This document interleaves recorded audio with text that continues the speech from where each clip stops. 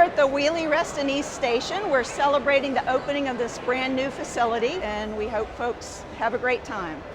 This station is an amazing facility. It's not just a rail station, it's also a bus station. There's an amazing bike room. This is the first bike room of its kind in Fairfax County. It is a secure bike room, access only. You have to have a key fob to get in. You become a member, so it's very secure.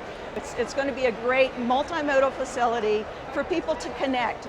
The program for the ceremony today, Supervisor Hudgens of the Hunter Mill District. She's our host. I know there's some other supervisors here too, so there are a lot of folks here that are visiting. After the program, we're going to have the ribbon cutting right here in the bus entrance to our facility.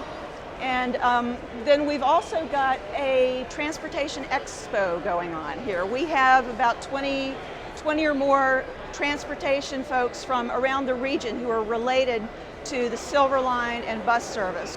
It's really great to have everybody here who's been working on this project for so long. We finally get to say, see some results and see that it's done.